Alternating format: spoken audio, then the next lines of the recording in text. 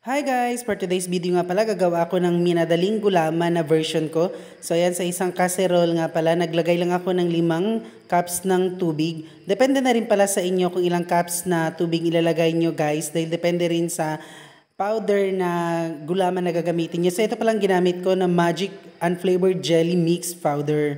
And meron din akong Angel Cream Densada Sweetened Milk Creamer. Ayan. And meron din akong Cowbell Evap Sarap. O, diba? Ito mga gamit ko guys. At meron din akong sugar white. Depende rin sa inyo kung dadamihan nyo ba or hindi. So yan guys, ready na yung tubig ko. So yan, binuhos ko lang ang unflavored powder mix sa tubig na hindi pa mainit para hindi siya magbuo-buo guys. Kasi dahil kapag sa mainit natin siya nilagay, tapos nilagay agad natin yung powder ay magbuo-buo siya guys. And pangit na siyang tingnan. So yan, i-mix lang natin siya kasabay ng powder.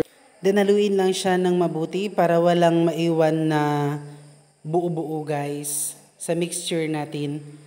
Then now isasalang na natin sa apoy ang ating mixture. Ayan, kapag mainit na siya, pwede na natin ilagay ang ating evaporada. And haluin lang natin siya. Ayan, and then isusunod na rin natin ang ating creme densada. So para manamis-namis na siya guys, so kayo na mag-adjust mamaya ng sugar. Kung depende sa inyo kung marami ba ilalagay nyo, kung gusto yung maging diabetic, ayan, or hindi. So ayan, shake-shake lang natin, halu-haluin. Ayan, naglagay din nga pala ako ng konting sugar guys, kasi ayaw ko nung masyadong matamis. Pag kumulo na siya guys, ayan, pinakulo ko talaga siya guys, para hindi siya madaling mapanis at madali lang siyang tumigas guys. And then prepare ko na nga yung mga paglalagyan ko ng ating mixture. So yan, sa isang strainer, nilagay ko lang siya ganito guys. So, ayan. Okay, isa pa. Okay, ang galing ko talaga. Okay.